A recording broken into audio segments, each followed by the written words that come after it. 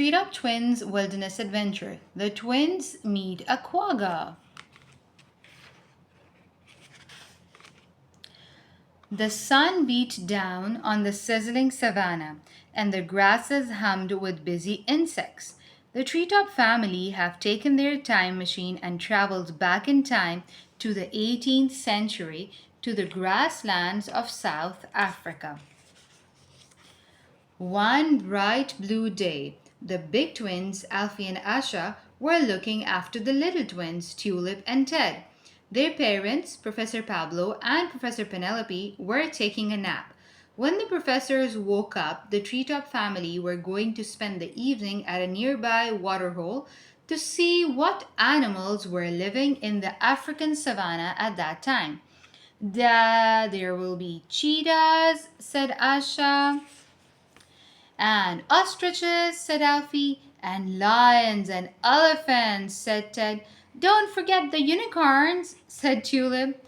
Don't be silly, laughed Ted. Only babies believe in unicorns. Alfie and Asha were laughing too, which made Tulip very cross.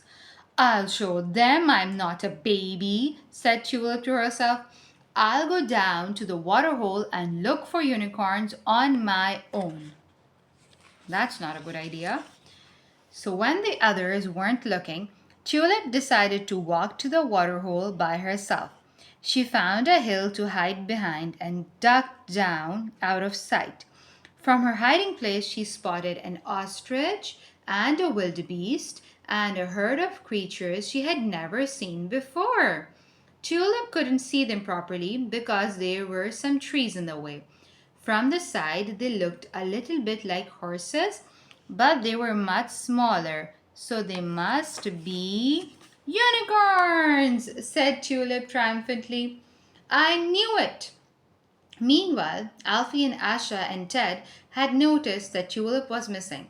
They woke up Professor Penelope and Professor Pablo, and they all hurried to the waterhole.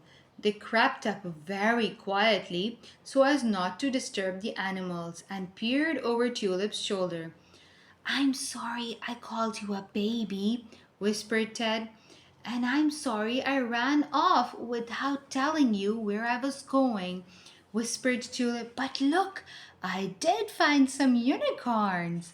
Just then, one of the strange creatures turned towards them, and it did not have a horn. Oh, said Tulip, feeling very disappointed. It isn't a unicorn after all. But it did have something else interesting. It had stripes, but not all over it, just on its front half. It's a quagga, said Professor Penelope. It's about the size of a zebra, but with stripes only on the front half of its body. Why is it called a quagga? Asked Tulip. The quagga opened up its mouth and made a noise. Quagga! That must be why, grinned Ted. But the quagga had made that noise for a reason.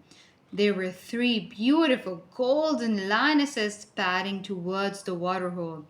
The lionesses prowled closer, but the quaggas had already been alerted. Quagga! They cried as they all ran away, all except for one, a baby who couldn't run quite fast enough. Oh no, cried Tulip.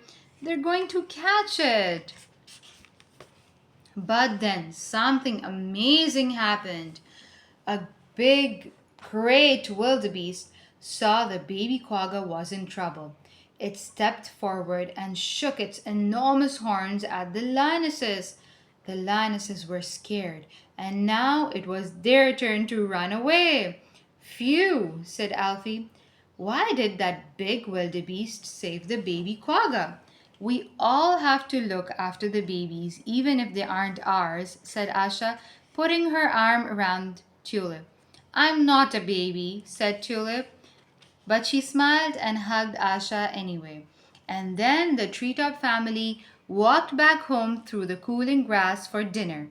Nighttime in the savannah. Professor Pablo was putting the twins to bed.